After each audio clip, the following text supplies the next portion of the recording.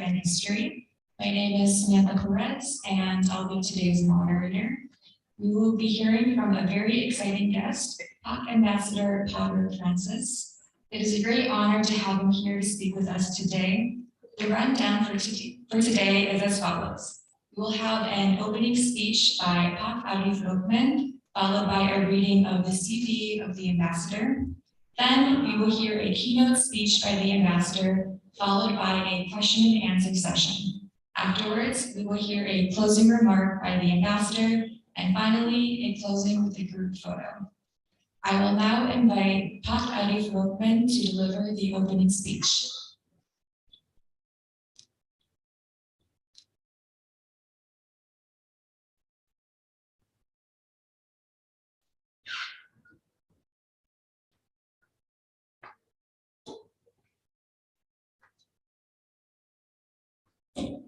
Hello. Good afternoon. Good morning, everybody. As a matter of fact, I'm not going to give something like reconciliation, but it's more like a bit introduction to the Irish studies. Yeah. So I just want to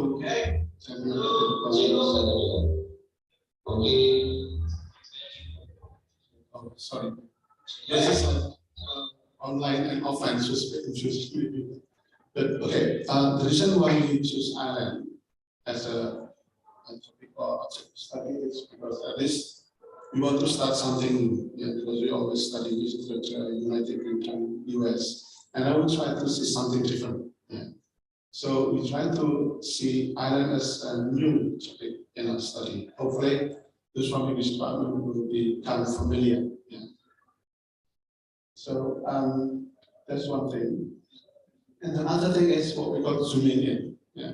You know that English literature has been one of the very popular topics in Indonesia.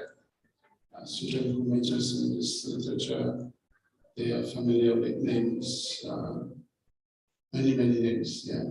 But if you look at the map of, for instance, like United Kingdom, we don't really know that there is different parts of UK, which is not UK. So this is something like we have to be like zooming in and hope that we'll see something more concrete, more objective. Yeah. So we can see the little part, say little part, but very significant part of UK, which is often ignored. So that's why we need to zoom in.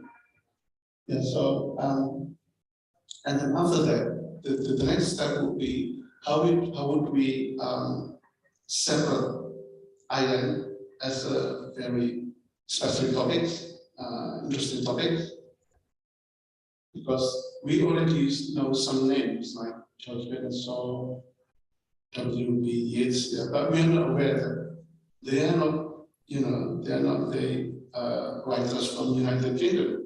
They belong to Ireland, so we ignore them. But if you look at, for instance, like Anthology of English Literature, we think that they belong to United Kingdom, but they don't. Yeah. So we're trying to really like to see something more objective, more separate, more something which is that we should be. That we should do by kind of like zooming in. And then we also would probably highlight it through the development of the Irish studies. And the last one is comparing it. If we can study Ireland in the future, we see that the study of United Kingdom is not merely something static. Yeah. It is not the study of peaceful, beautiful, United Kingdom. If we look at from the perspective like Ireland or Irish perspective, they'll be quite different because there are, I would say, more dynamic relationship between Ireland and United Kingdom. And those things that this part of the United Kingdom studies that we never realized. So by studying Ireland, we do hope that we'll be able to see the United Kingdom and Ireland and more, like dynamic perspectives. I think these are my introduction. Hopefully, 2007 will hopefully speak a bit more, maybe to or more in details about this kind of things. Yeah. I think that's it for me. Hopefully, thank you very much. Yeah. Assalamu alaikum warahmatullahi.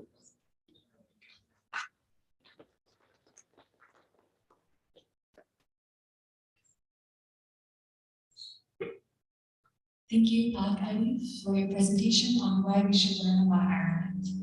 Before the presentation begins, allow us to introduce the speaker. I will now read a short bio of PAC Ambassador Padraig Francis. Mr. Ambassador Padraig Francis was born in Dublin, Ireland.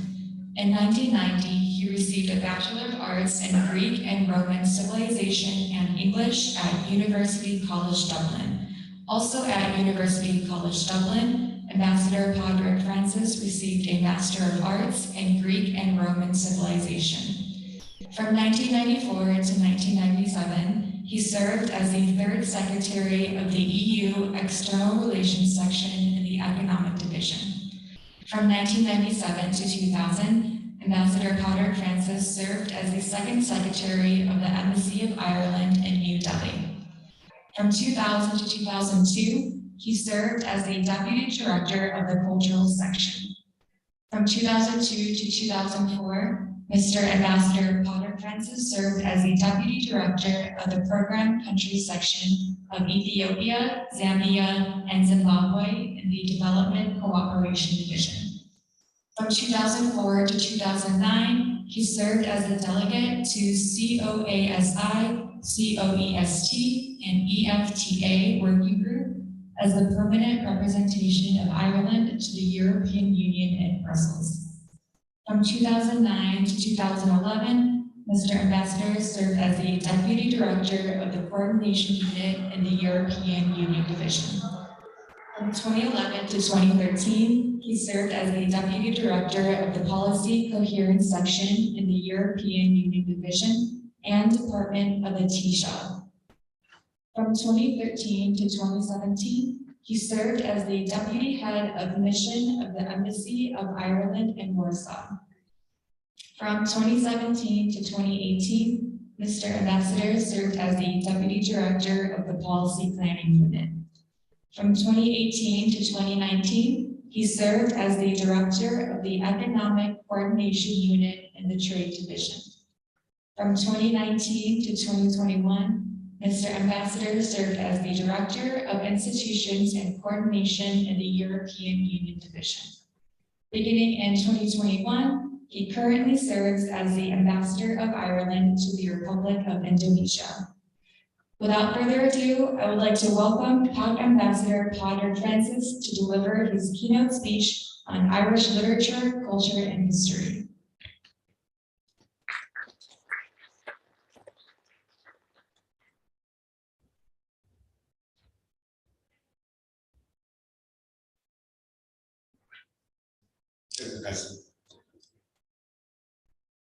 Saya senang berbicara dengan Anda semua hari ini di Universitas Bergengsi ini.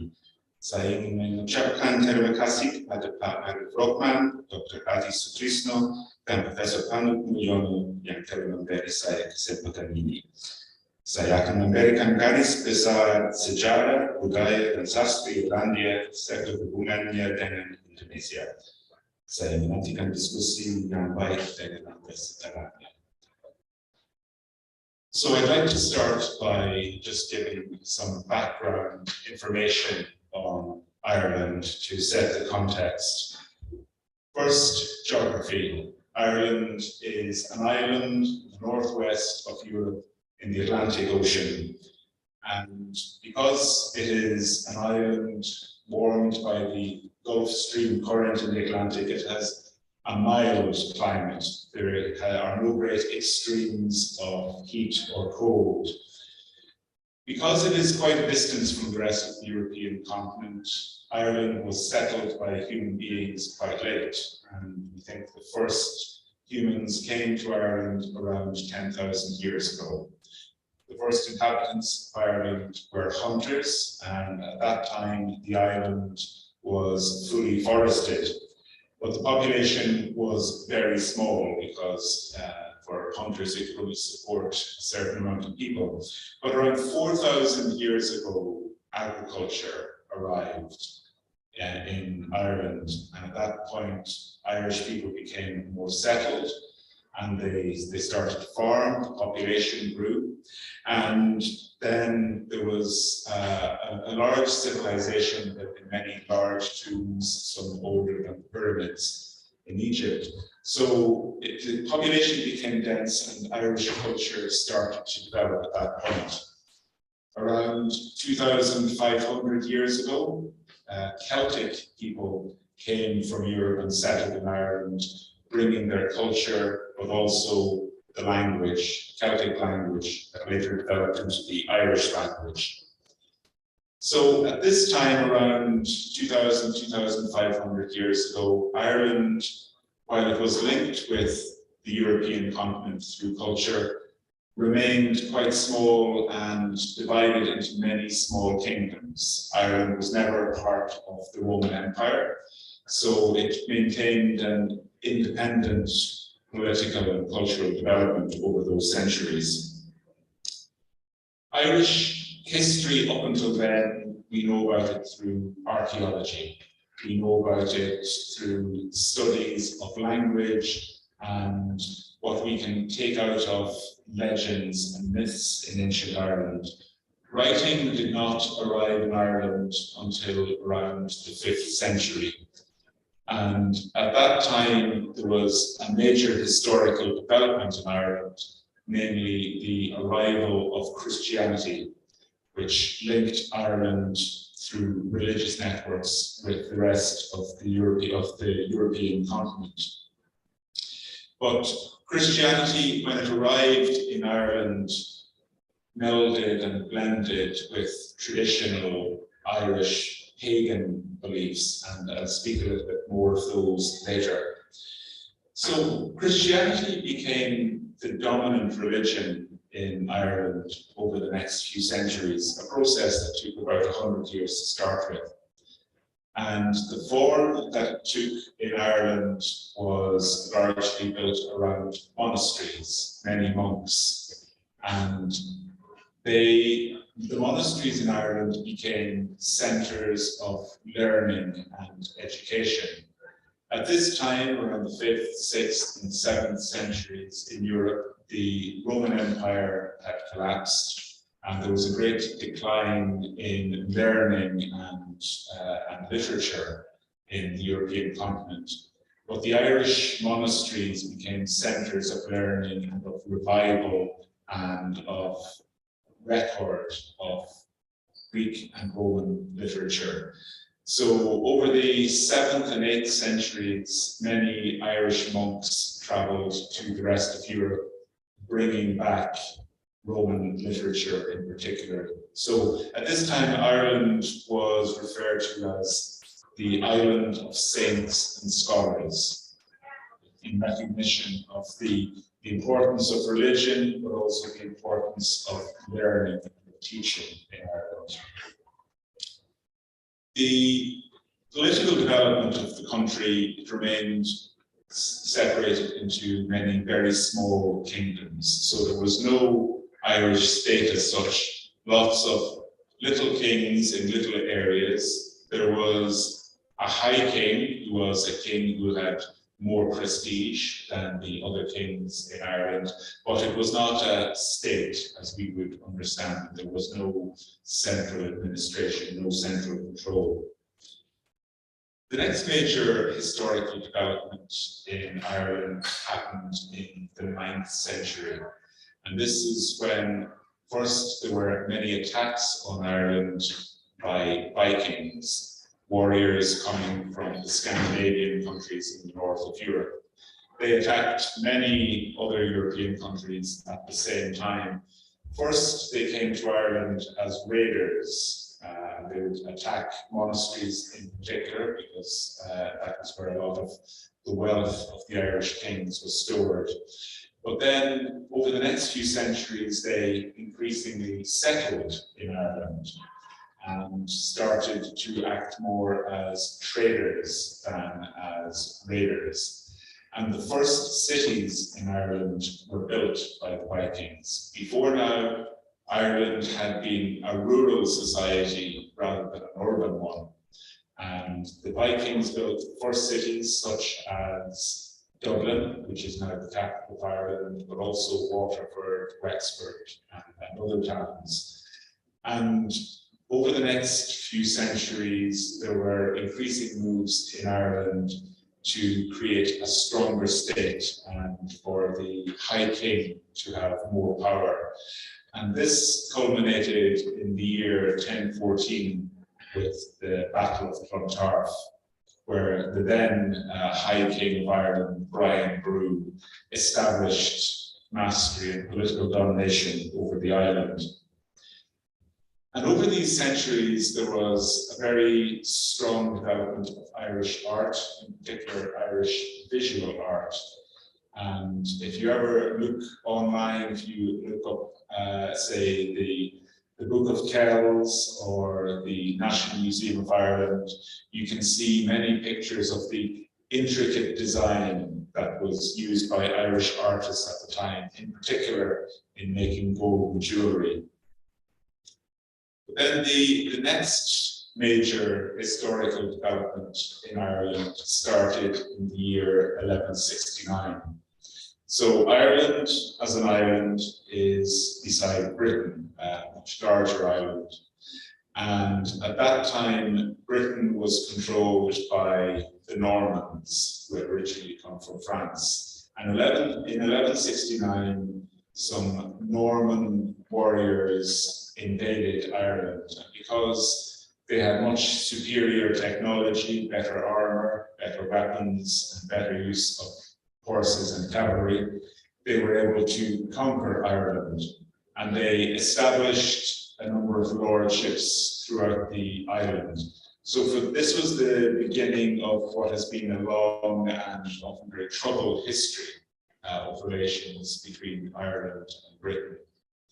So over the next few centuries, however, while Ireland was originally being ruled from Britain, the power of the British state in Ireland decreased. The Norman rulers of local areas adopted Irish culture and the Irish language, and indeed it was said that they had become more Irish than the Irish themselves. So in practice, Ireland, the part of Ireland that was ruled from Britain, shrank to a small area that we call the Pale, and that is the area around the city of Dublin. So by the start of the 15th century, British rule in Ireland was in practice limited to a few towns on the eastern coast of Ireland. But in the 16th century, Britain started to re-establish control over Ireland. And there were wars over this century which ended in 1603 with the Battle of Kinsale, when the British state established control over Ireland. And the conflict between Ireland and Britain was not just about land, but also increasingly about religion, because there had been the Protestant Reformation in Europe in the 16th century. And while many parts of Europe, including Britain, became Protestant countries, Ireland remained a Catholic country. And this meant that in addition to political conflict, there was also religious conflict between Britain and Ireland. So after the Battle of Kinsale and the establishment of complete British control over Ireland, there began the period known as the Plantation. And what this meant was that settlers from Britain, and in particular from Scotland, moved to Ireland and took land from the native Irish. So this also created conflict over the next century, as the landowners were from Britain and often, and indeed usually, had a different religion to their tenants and the people who actually worked and farmed the land. And as a result of these tensions and of the anger felt by people whose land was taken away from them, there were a series of rebellions over the 17th century. Notably, at that point, Ireland became caught up in the civil wars that were happening in Britain in the middle of the 17th century. And as part of the civil wars, the then British leader Cromwell invaded Ireland and was responsible for the death of very large numbers of Irish people. So much so that the name Cromwell is still almost a curse name in Ireland. There's still great resentment and anger at the death of so many Irish people when he invaded Ireland. And again, at this time, more land was taken off Irish people, given to British people. These wars came to an end in 1691, and when the final rebellion was crushed. And then from then on, there became the period where Ireland was ruled from Britain, or ruled by Britain, but there was an Irish Parliament. However, the only people in the Parliament were Protestant landowners. So there was a Parliament in Ireland, but it did not represent the people of Ireland. And there was also what we call the Penal Laws, which were laws that made it very difficult for Catholics to live prosperously in Ireland. So under these laws, Catholics could not own horses, Catholics could not serve in Parliament, Catholics could not become lawyers, and also their religion was forbidden. So priests, great Catholic priests, had to study abroad, had to work in secret when they were in Ireland. So this caused, again, a long history of resentment and anger in Ireland. Now, towards the end of the 18th century, as part of the Napoleonic Wars, which were happening in Europe at the time, there was a major rebellion in 1798, which was crushed. And then following that in 1801, there was the Act of Union, which abolished the Parliament in Ireland and made Ireland formally part of the United Kingdom of Great Britain and Ireland. So over the course of the 18th and 19th century, the population of Ireland increased, and it increased dramatically, largely because of the introduction of a new food crop, the potato. And it was possible for a large number of people to live on a small amount of land if they were eating only potatoes. So the population became very dense, but at the same time very poor. People could grow enough food to eat, but they had no other wealth. The situation for Catholics improved. In 1832, there was what's referred to as Catholic Emancipation, which removed many of the political and legal barriers to Catholics, and it also, among other things, allowed Catholics to become members of Parliament. But then came, in the late 1840s, what is arguably the central historical event of Ireland, which is the Great Famine, which lasted between 1845 and 1849. So I've said that the Irish population had become very dense, and there were, in 1845, there were around 8 million people on the island. So, for example, that is more people than were living on the island of Java at the time. A very dense population, but a population that depended on one crop, the potato. And a disease called potato blight arrived in Ireland, and it destroyed the entire potato crop. And that blight lasted for a few years, which meant that the vast majority of the population of Ireland could not have food to eat. So over 3 years, 3 to 4 years, out of a population of 8 million people, 1 million people died of hunger and disease, and 1 million people emigrated and left Ireland altogether.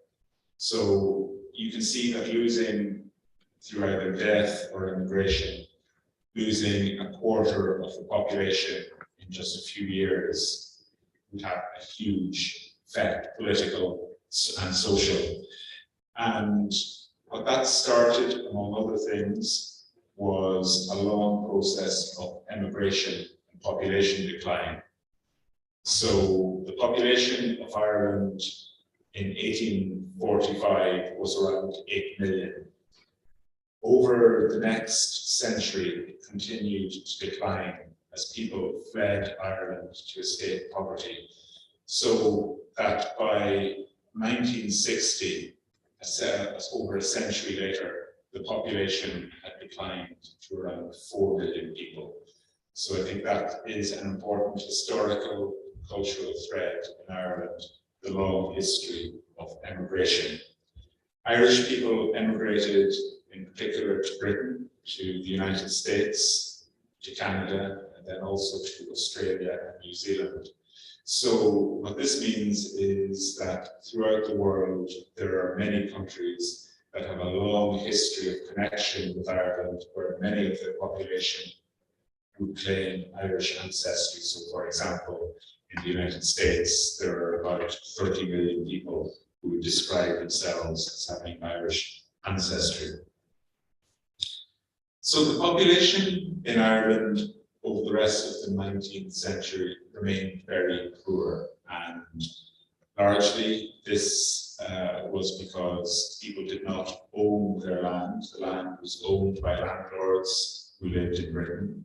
So this created poverty in the country, as all the rents that farmers had to pay all went to another country, and people became increasingly unhappy with the poverty, and then began a period known as the Land Wars, where there was a lot of rural agitation. So, for example, you may have come across the term boycott.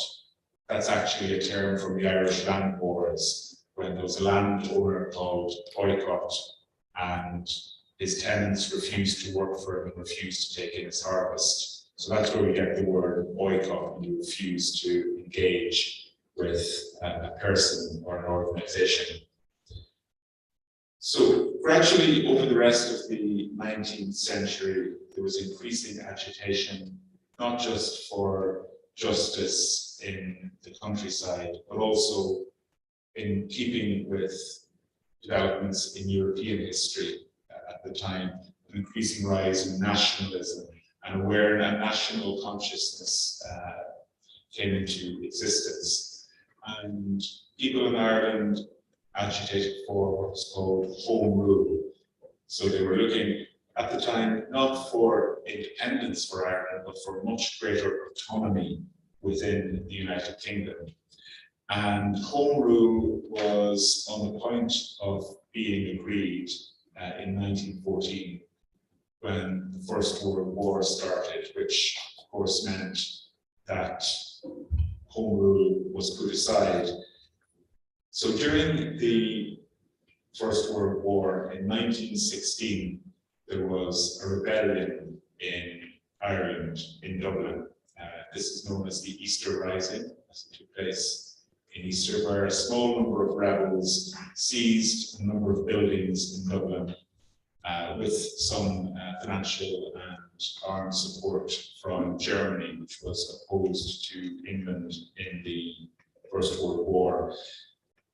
This rebellion, the Easter Rising, it was crushed by the British Army very quickly. And when the rebellion started, it was deeply unpopular. Most people in Ireland did not agree with it, did not support it. However, all the leaders of the rebellion were shot by the British authorities after they were taken prisoner. And this created great unhappiness and created greater resentment of British rule in Ireland. And as a result, most of the people of Ireland decided that they wanted to become independent of Britain. So after the First World War ended, we had a war of independence between 1919 and 1921. And over those 2 years, the people of Ireland fought a war with the British government, and in the end, the British government agreed to peace and that Ireland should become largely independent. However, the island was partitioned, divided into two parts, Ireland and Northern Ireland, because the majority of the population in Northern Ireland were Protestants and they preferred to stay part of the United Kingdom. After the War of Independence and after Ireland became what was then known as the Irish Free State, there was a civil war because the independence movement was split over whether the amount of independence that Ireland had achieved was enough, and some of the people who had been fighting for independence wanted a greater degree of freedom. So that civil war lasted for just 2 years, but it had political echoes over the next century, as the main political parties in Ireland are still defined by their position in the Civil War. They are descendants of different sides in the Civil War. So Ireland became a largely independent country, and its economic policies were what you would call autarkic. They tried to be self-sufficient. However, for a small island trying to have a largely self-sufficient economy was not possible. And Ireland remained a very poor country with very high levels of emigration as people left Ireland to try and get a better life in other countries. In 1949, Ireland formally became a republic and a fully independent state. But in the meantime, this was after the Second World War. Ireland had remained neutral, a neutral country during the Second World War.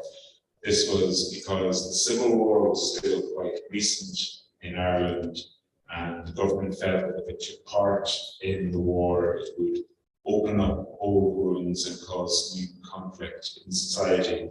So Ireland was neutral in the Second World War, but since then it has maintained a policy of military neutrality, and Ireland does not join in any military alliances. So I've said that the Irish economy was quite poor in the years and the decades after independence. And in the 1960s, the government realized that traditional economic policies were not working, that Ireland would remain poor unless something changed. So in the 1960s, there were two major developments which had a very large economic effect on Ireland. Firstly, the government opened up Ireland to investment from foreign countries. And secondly, the government made secondary level education compulsory.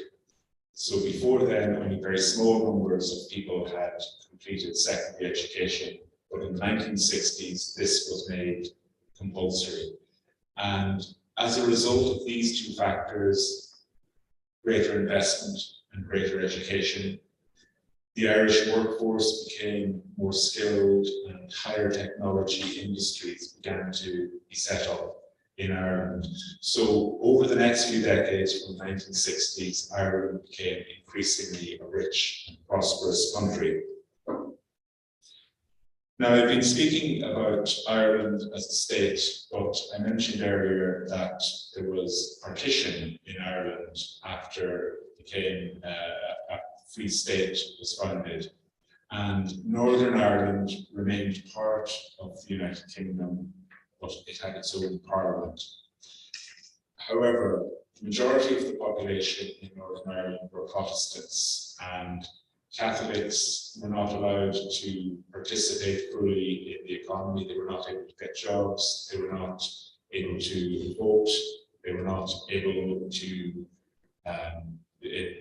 play a part in political life, and the Catholic population of Northern Ireland remained poor, even though other parts of the population became richer. And this created great unhappiness. And in the 1960s, a civil rights movement started in Ireland, taking in many ways inspiration from the civil rights movement in the United States at the same time. So Catholics in Northern Ireland were agitating for the right to vote, the right to have jobs. And they held many demonstrations which were attacked by the security forces in Northern Ireland. And the situation became more and more violent. The British Army intervened, and which caused more anger. And at that point, then a guerrilla war started in Northern Ireland, which lasted for almost 30 years. Now, this period in Northern Ireland is referred to in Ireland as the Troubles, which is a euphemism, but it was a conflict that went on for 30 years, with 3,000 people died. So it was very, very serious, and it also created great bitterness, which in many cases remains to this day. The Troubles ended with the Good Friday Agreement in 1998, which was an agreement between Ireland and the United Kingdom, but also involving all the parties in Northern Ireland. And this set up new power sharing arrangements, which, while they have had some adjustments, remain to this day. So Northern Ireland, it remains part of the United Kingdom, but it has a political structure that is much more representative of the people who live in Northern Ireland. The other major historical, political and economic event for Ireland then was Ireland joining the European Union. Ireland joined the European Union in 1973, and this was a factor in transforming Ireland, both economically but also politically. So as a result of joining the European Union, Ireland had access to greater European markets, and the economic model of Ireland increasingly became one of trade. So Irish companies make things and they sell them to other countries, and in a very, very shorthand way, this is what makes Ireland prosperous today. And our membership of the European Union, access to the European market, and support from European Union partners, in particular through infrastructure funding, became very important in transforming Ireland. But it also, joining the European Union, also had another political benefit. The United Kingdom joined the European Union at the same time as Ireland. And what this meant was that there was a transformation in relations between Ireland and the United Kingdom. Before this, we had been antagonists, but after we were both members of the European Union, we were sitting around the same table all the time, cooperating. And this transformed relations between Ireland and the United Kingdom, making them much more positive and cooperative. So, unfortunately for Ireland, as you know, the United Kingdom has left the European Union. It left the European Union a few years ago, and this has caused problems for us, including in particular in Northern Ireland. So, this has meant that while there has been an agreement between the European Union and the United Kingdom on the status of Northern Ireland, the so-called Northern Ireland Protocol, this is still a work in progress and an area of dispute between the European Union and the United Kingdom. However, throughout this entire process of so-called Brexit, as the United Kingdom left the European Union, Ireland has had the full support of its European Union partners. And I think this is a very significant thing for us because it brings home to us the fact that if you are a small country on your own, you're very weak. But if you're part of a larger organization, such as the European Union, you have much more protection in a very difficult world. So Ireland, I mentioned earlier that Ireland has a policy of military neutrality and we do not take part in military alliances. However, we are very active in international affairs, in particular the United Nations. So Irish peacekeepers have been serving continuously in United Nations peacekeeping missions since the 1950s. We have the longest track record of peacekeeping in the United Nations. We're very committed to multilateral organizations, the European Union, the United Nations, the Council of Europe, the Organization for Security and Cooperation in Europe, and many others. Again, this is part of the importance that we attach to an open multilateral order. We do not want to be on our own in the world, and our membership of international organizations has been hugely beneficial for us. So that is an outline of Irish history over the last 10,000 years with a focus on the last few centuries. So I hope that's given you some background of where Irish culture is coming from. But now I'd like to speak a bit about Irish culture. So I think while Irish culture over the last few thousand years has been hugely influenced by Celtic culture in particular, there have always been very strong links with the rest of Europe and cultural exchange between Ireland and the continent of Europe. I said earlier that Ireland used to have lots of small kingdoms, and I think this is a factor in Irish culture to this day. Local loyalties are very strong. People feel that they're Irish, but they also have a very strong attachment to the county, the subdivision of Ireland that they come from. People have very strong local loyalties to their village or to their particular part of the countryside. So while there is such a thing as Irish culture, there are lots of very specific small local cultures. The Celts, when they came to Ireland, they brought a language that developed into what we now call the Irish language, also sometimes referred to as Gaelic. And this is a language that is completely different from other European languages. It's not Germanic, or it's not close to French or Italian or any other such language. The Celtic languages are now spoken in Ireland, and in some parts of Scotland, some parts of Wales, and Brittany in France, but they're a language family of their own. And Ireland became a country that spoke only Irish. But Irish was not written down much for the first millennium, and it's very much Irish language literature from that period is very much an oral one. So there's a very strong oral tradition, and most of the great stories were passed down as oral poetry. So for Irish mythology, there's a number of things that I'd like to speak on. First of all, there is the long-standing Irish belief, and this is a factor throughout myths and legends in Ireland, of the other world, a belief in another world where there is another race of beings, which in Ireland we would call the She, sometimes translated as fairies, or sometimes the Tuatha De Danann, the people of Danu, which is an ancient Celtic god. So these are believed to be magical people who were great warriors before the Celts came to Ireland. And this mythological belief probably dates from earlier traditions in Ireland, earlier inhabitants of Ireland, and also the buildings they made. So prehistoric inhabitants of Ireland made many large tombs, large mounds throughout the landscape.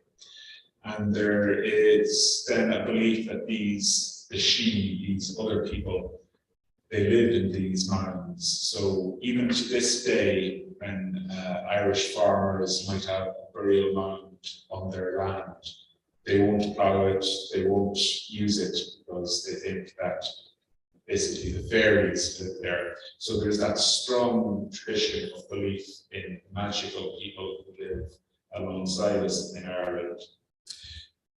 There are two major works of Irish language legend and literature from this period.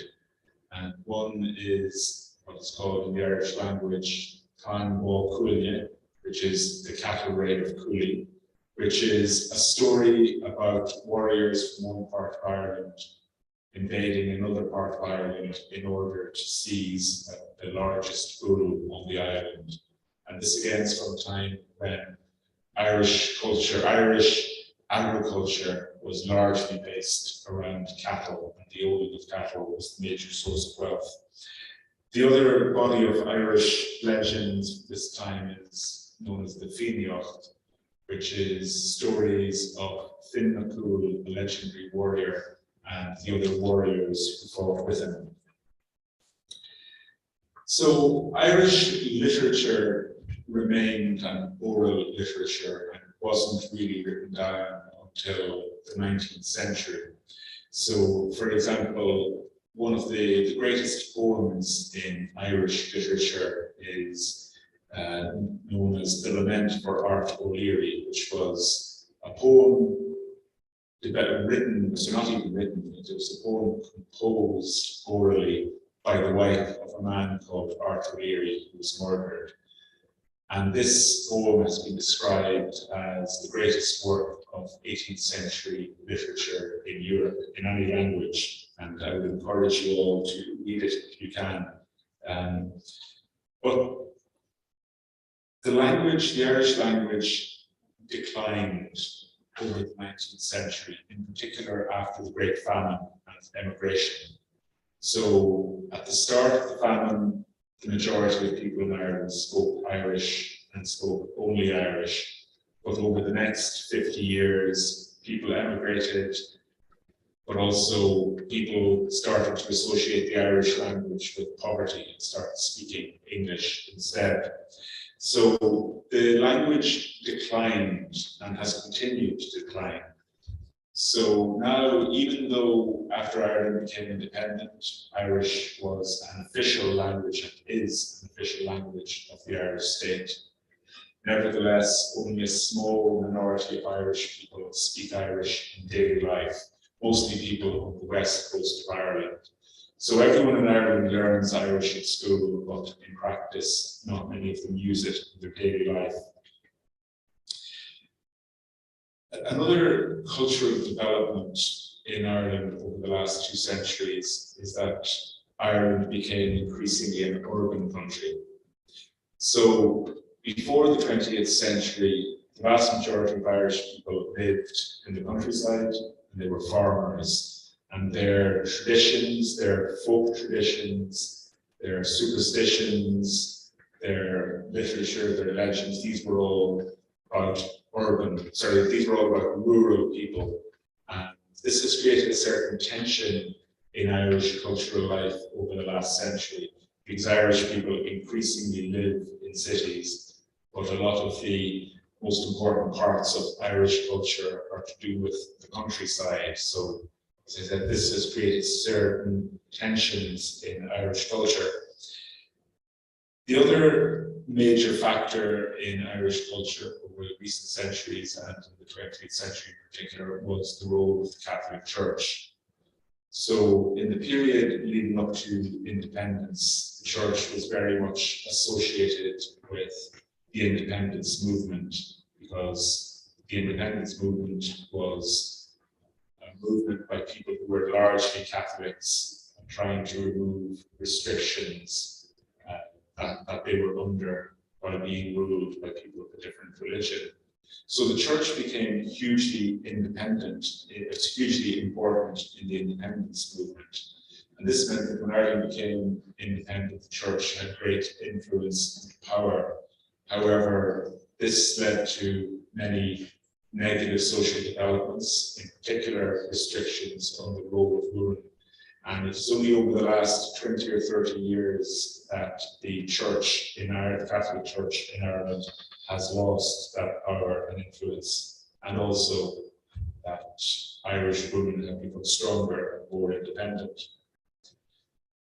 So that's a bit of the cultural background, but also how is this expressed? And I think while Ireland was largely a very poor country, there were some art forms that Irish people could not engage with. If you're very poor, you're not going to build enormous buildings, you're not going to have opera or ballet.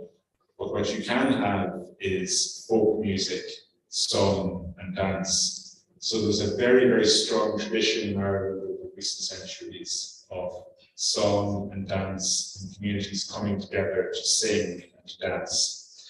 And Irish dance has now become a global phenomenon, in particular through river dance, which you may have heard of. When people from other countries saw new modern developments of Irish dancing and Irish dancing styles, they have started to take these on and to use these. So now there are many countries in the world where you can find people who have, without even knowing Irish people, that they've taken on and learned Irish dance. So it's become a global phenomenon. And music as well. Irish traditional folk music became increasingly well known throughout the world, but also over recent decades, Irish engagement with popular music, popular international art forms has become very strong. So Irish bands such as U2 or Westlife have a huge influence around the world, even though they're coming from a small island with a small population. So we have very strong traditions of music and dance, but also we have very strong sporting traditions, because there are sports that are Irish national sports, which are hugely popular within Ireland. So Gaelic football, which is similar to soccer, but players can use their hands, or hurling, which is similar to hockey, but a much faster game. These are hugely popular in Ireland, and I spoke earlier of local loyalties being important in Ireland. So the biggest events in the sporting calendar in Ireland every year would be the All-Ireland final, when different counties in Ireland would play football and hurling and hope to get the honour and glory of becoming the champions for that year. So I've spoken of the cultural background, but now I'd like to speak specifically about Irish literature. So I spoke earlier about how the Irish language had declined in the 19th century, declined in use. But there were many people in Ireland who were concerned at this, and they started a movement known as the Gaelic Revival. And this movement aimed to encourage greater use of the Irish language, but also to engage more with traditional Irish culture, myths, with legends, and indeed with sport. It was from this time that we see the revival of traditional sports. So around the late 19th century, there was that revival of traditional Irish literature. But also this was a time when the majority of people in Ireland were speaking English. So I think it's important to look at Irish literature in the English language, which became increasingly strong throughout the 19th century. So first of all, there were some members of the Protestant ascendancy, the ruling class, who were Irish, were born in Ireland, but spoke English, and they contributed very strongly to the growth and the development of English language literature in the 18th and 19th centuries.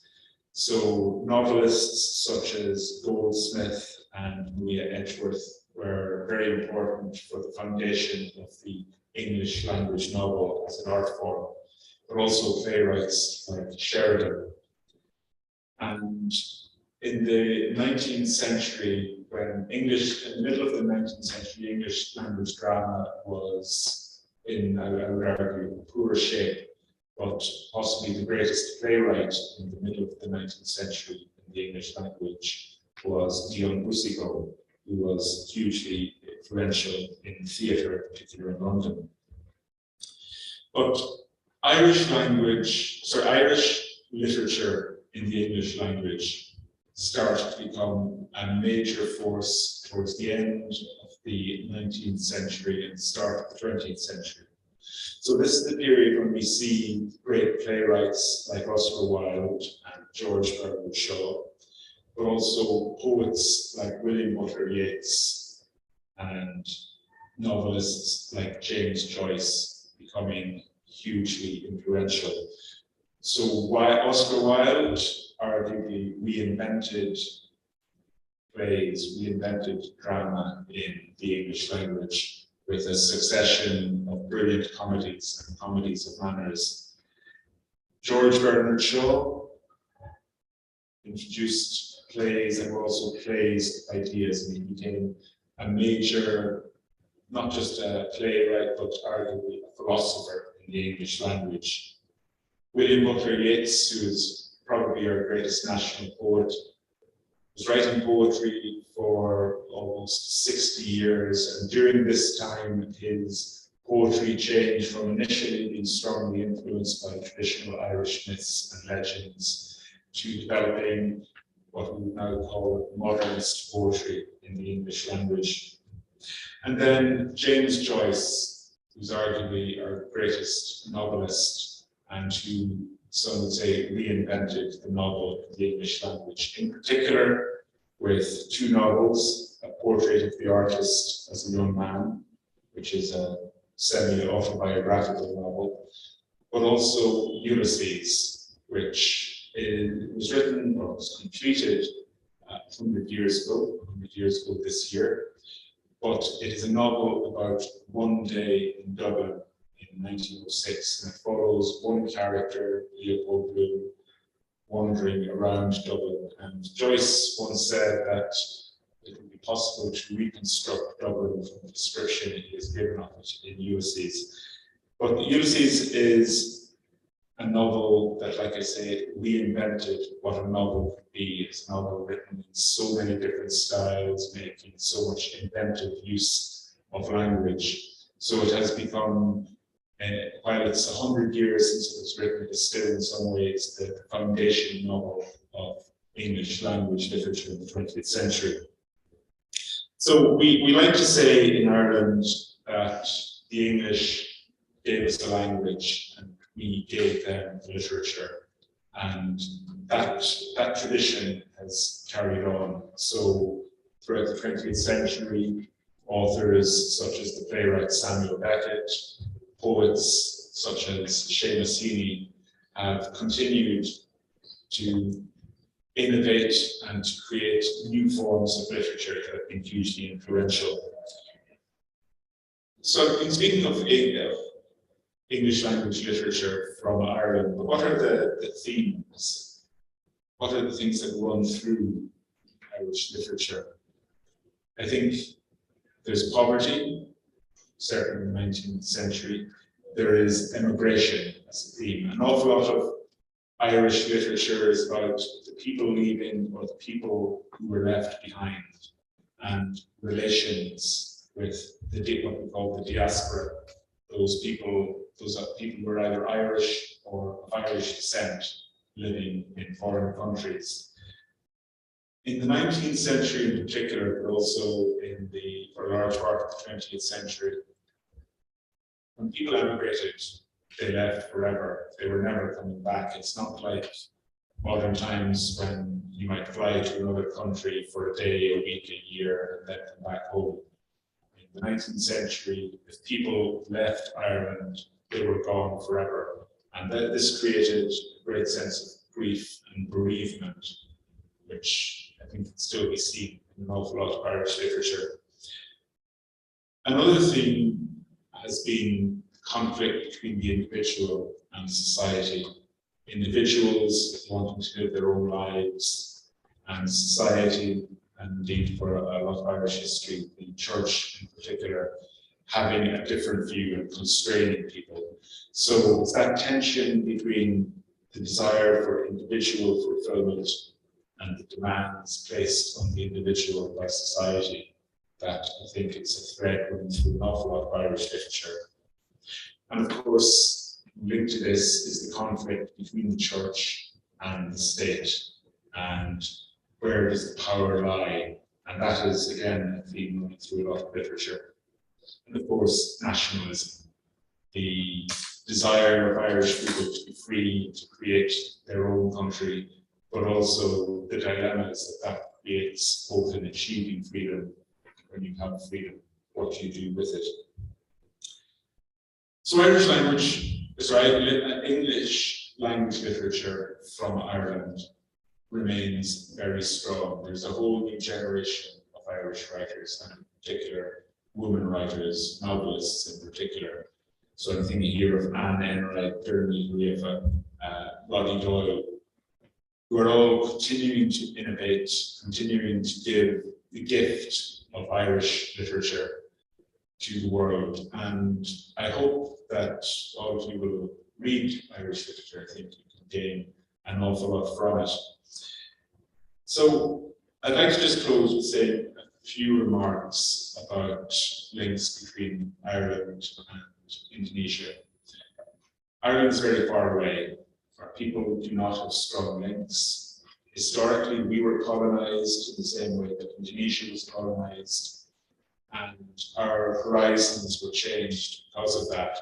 So we were colonized by Britain, and Indonesia was colonized by the Netherlands. So there was no real opportunity for Irish people historically to come to Indonesia, certainly very few. So I think whenever I'm asked what are relations between Ireland and Indonesia like, I say they're good relations, but they're not deep relations. I think we still do not have enough people-to-people contact. And this is something that I try to encourage. I encourage Indonesian students to study in Ireland. I think it's only if you live in another country that you can really get a sense of what that country is like, what its people are like, and what it is, well, the connections between you are. I think it's going to be a long and slow process, but I think there is increasing mutual awareness of each other. More Indonesian students are studying in Ireland. We have more Irish business people coming to Indonesia, Irish tourists coming to Indonesia, and I hope that after COVID is finished, that we will have greater people-to-people links. I'd like to then close by just saying, when I talk about connections and the connections not being strong, I think it falls to us, and also in particular to the Embassy of Ireland, to try and create those connections when we can. So just as an example of this, I decided a few months ago that we would create an official Embassy of Ireland batik. So we held a competition and asked many Indonesians to design a batik, just using the very simple instruction inspired by Ireland to see what people would come up with. So our winning design was by a young woman from Bandung, studying their designer, and she created the Embassy of Ireland batik, which I'm wearing today, bringing together Irish nature, Irish plants and animals, but also traditional Indonesian motifs. So I think that is an example of how we can create links where there were no links before, where we can bring our two cultures together. And I think in today's world, where the importance of peace and trade and prosperity is very strong, but also there are forces acting against that. I think if we're wanting to create a better world, we need to have better people-to-people contacts. So I hope you found my talk today useful and interesting. I'd be absolutely delighted to hear your questions and to have a conversation with you. And thank you all very much for coming to listen to me today. Very much.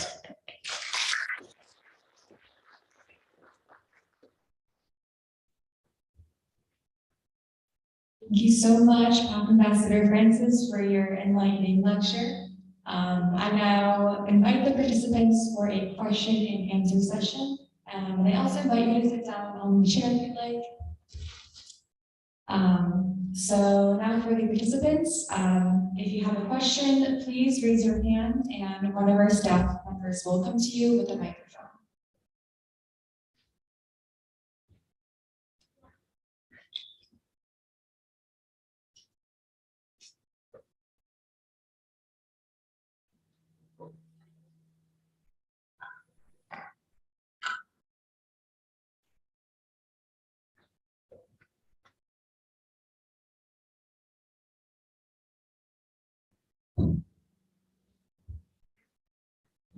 So, good morning, Sir Francis. My name is Cassie, and thank you for the opportunity to us. And as you mentioned before, that you encourage Indonesian students to study in Ireland. And I want to ask about your personal opinion. What do you recommend us as an Indonesian student to study in Ireland? Especially I'm a literature student, maybe which field and university you personally recommend us to go to or to try to go. I think that's all for me. Thank you.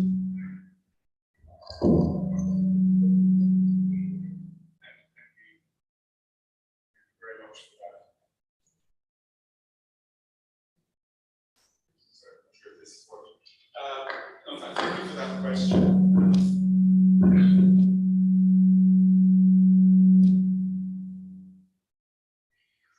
Sorry, thank you for that question. First of all, I would say, because I studied at University College Dublin, of course, I would recommend that. Thank you. Yes, so there are many universities in particular with very strong literature courses. So I mentioned University College Dublin, which I studied at myself, and indeed studied English literature at, as well as Greek and Roman civilization. But I would also recommend any of our major universities: Trinity College Dublin, University of Limerick, University College Cork. We have an organisation, Education in Ireland, which encourages study by foreign students in Ireland. So I think if you just Google Education in Ireland, you will get all the information you need on their website. I would say, though, that the benefits of studying in Ireland and in Ireland universities are not just around the lecturing and what you will be told there. Irish universities are increasingly very international universities with many students from many countries around the world. So one of the benefits of studying there is that you get exposure to many cultures. If you go to Dublin, for example, you can hear so many different languages spoken on the street, so many different students from so many different countries. So not only will you make friends, Irish friends there, you will also make friends from all around the world.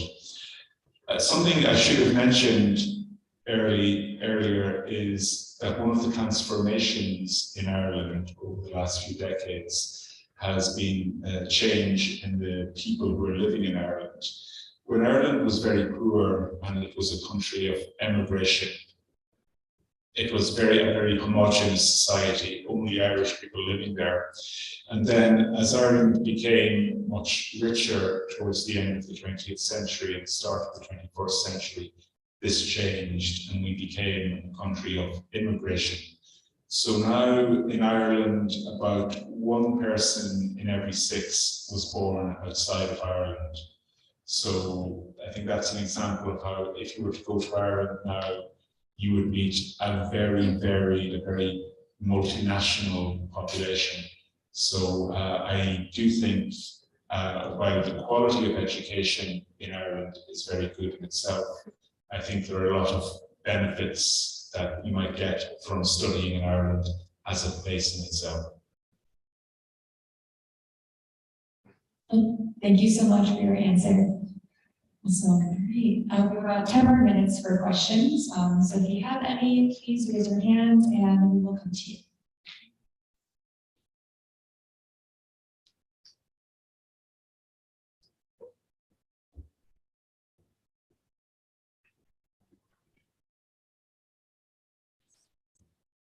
Okay, thank you for the time. Okay, I asked about another topic which you mentioned, Mr. I want to ask about the Muslim recently. How about the Muslim there in Ireland? Can you give some explanation or just a little info about the Muslim there? Okay, thank you. Thank you.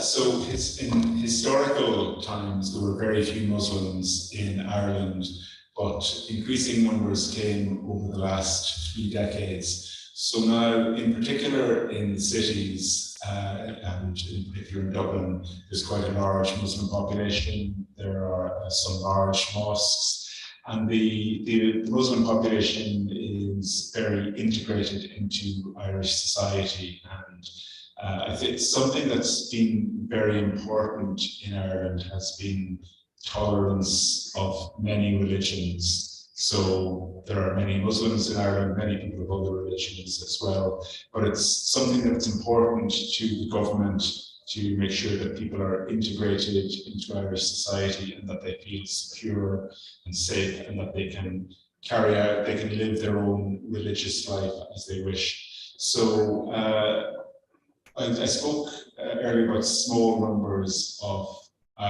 Indonesian students studying in Ireland, but we've historically had a very large number of Malaysian students studying in Ireland. So every year there would now be thousands of Malaysian students who have studied, in particular studying medicine in Dublin.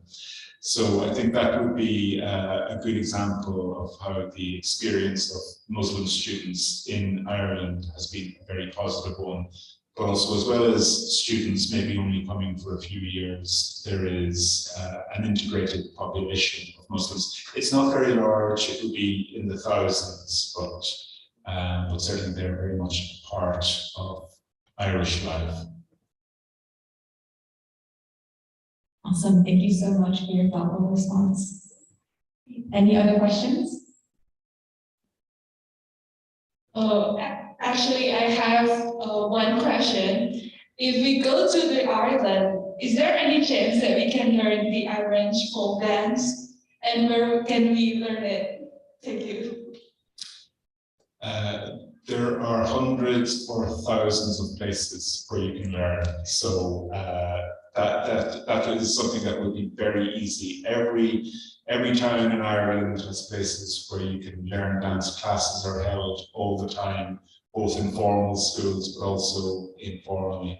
So I can just tell you, you don't have to go to a school of dance. You can learn it anywhere in Ireland. But also, I would just say you can also learn there. I don't think there is at the moment an Irish dance group in Indonesia, but in many countries as well, there are local groups that have been set up. So if you were to go to Ireland and if you were to learn Irish dance, I would encourage you to get other people to learn it here when you return. But if you just Google river dance, you will get a lot of videos to show you what Irish dance looks like.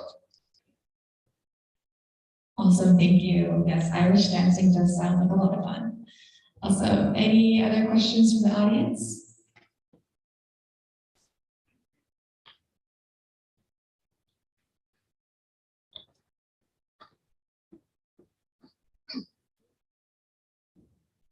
Good morning, Sir Ambassador. First off, I want to say that I have the pleasure to study in Ireland for 1 semester last year. And it was such an amazing experience. I did my student exchange in the University of Limerick. I also had the chance to study the Irish folk dance as well, and it was really fun. And so my question would be, I know that I studied there that a lot of Irish people do not speak Irish language well, and I have heard it's kind of similar here where a lot of Indonesian people choose to speak in their dialect language, regional language, rather than the national language that's Indonesian. So I wonder what's your take in that. Thank you. Sorry, are you asking just about the reasons for people not speaking Irish? Yeah. Yeah. And I wonder what your take in that. Yeah, well, speaking personally, I think, first of all, there has been a failure by the Irish state because while the Irish language is taught in school, everybody learns it, it is not taught well. And I think most people's experience of learning Irish in school has been an unhappy one. I don't think we have had the success that, say, Indonesia has in making Bahasa Indonesia a language spoken throughout the country. I think the approach taken to the teaching of the Irish language over the last century was counterproductive because it was making learning the language a painful obligation rather than something more joyful and something that people could take pride in. So I think the approach taken to teaching the language in school has failed. There is a recognition of this, and increasingly, in particular in the cities, there are what are called Gael schools, which are new schools where everything is taught through the medium of Irish. And these have been very successful because I think there is a huge difference between one class a day that is maybe taught badly in Irish or doing your entire education through Irish. So I think I would be confident that the Irish language is not going to decline much more, but it is still the number of people who use it in their family life day to day. I think that is the measure of the strength of the language, and I think unfortunately in Ireland it's just not that strong. We also, because most people in Ireland speak English, there is so much more exposure to English language culture, British, American, and so on. So it's, I think it's a challenge for people when most of their entertainment is through the medium of English. So like I say, I think there have been failures by the Irish state in preserving its language, but I think where the language has survived, it's because of the people themselves taking steps, such as opening up new schools. So I think the future of the Irish language, I think, lies more with the people of Ireland than with the state as an organization. Thank you so much for your response. I think we have time for one more question. I see someone in the back.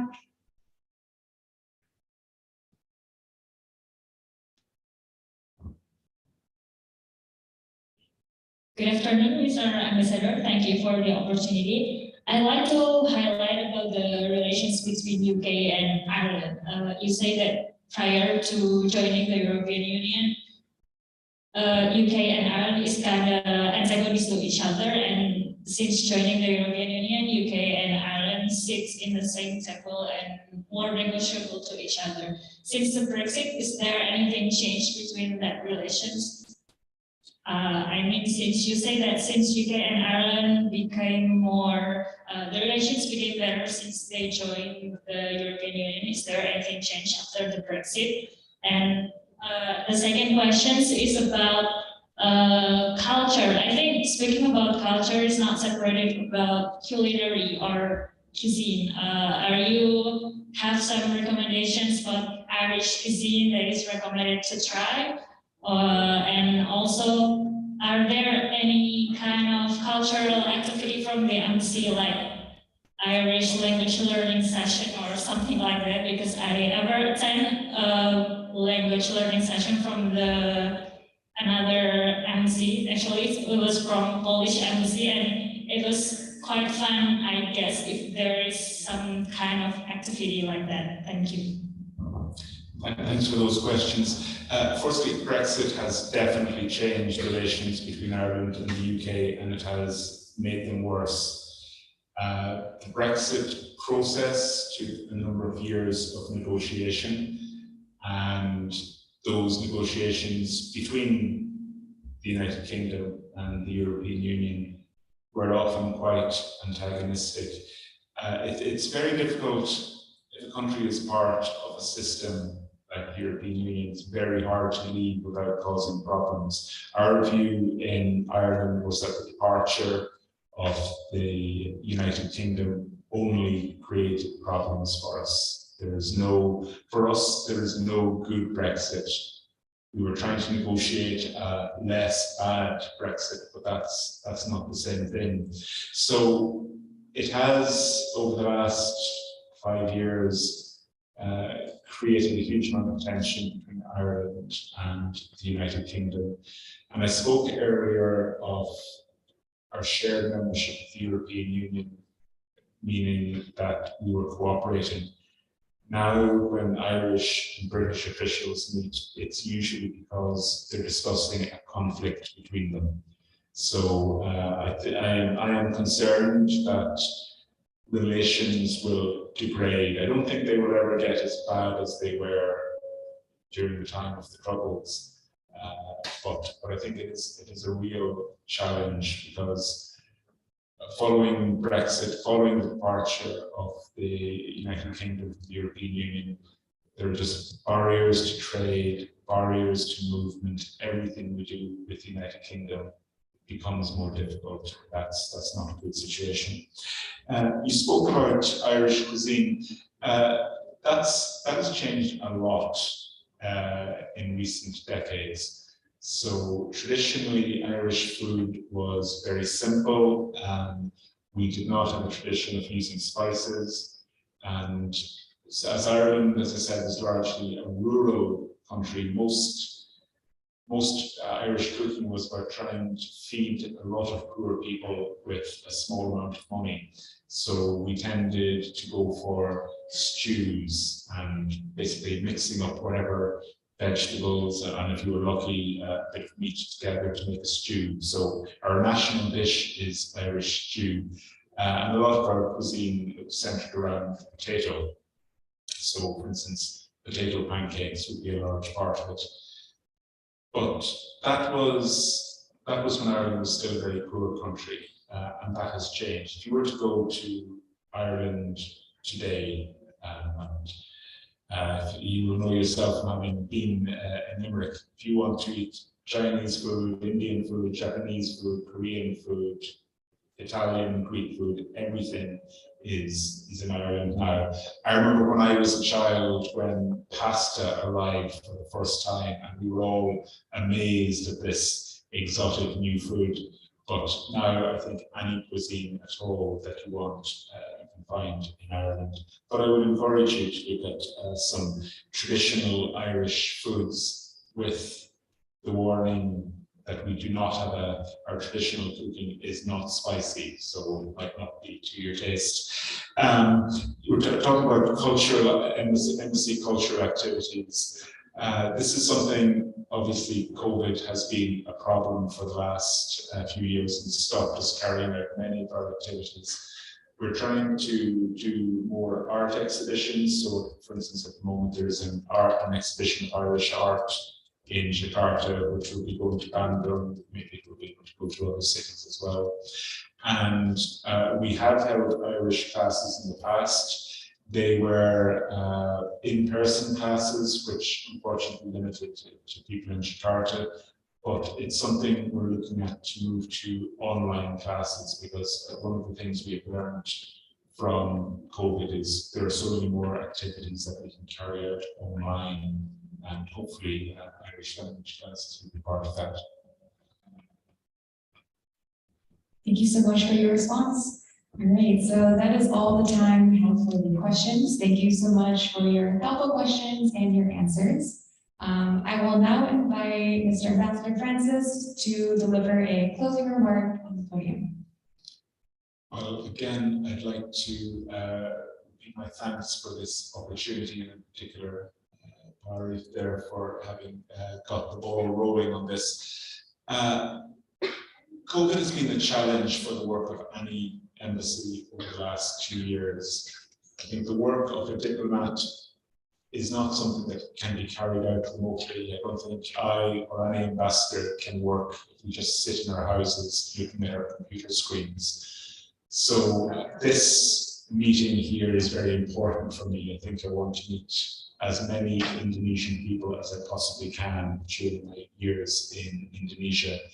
And I hope that I will be able to come back here to see you all again. And I hope that Irish studies will take off here.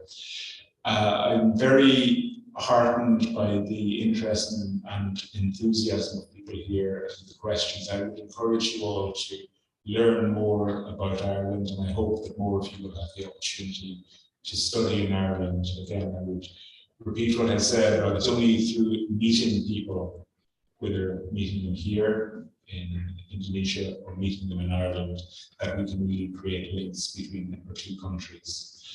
So thank you all very much for your attention, and thank you for this wonderful opportunity. And I hope that you will think more about Ireland and learn more about Ireland. Terima kasih.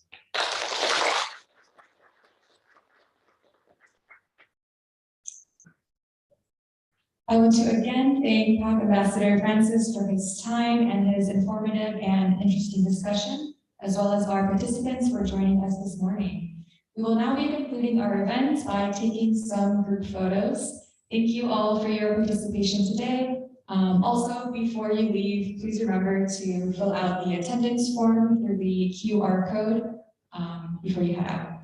And we can maybe have Ambassador come to the front facing the stage, and I'll take some photos. Thank you.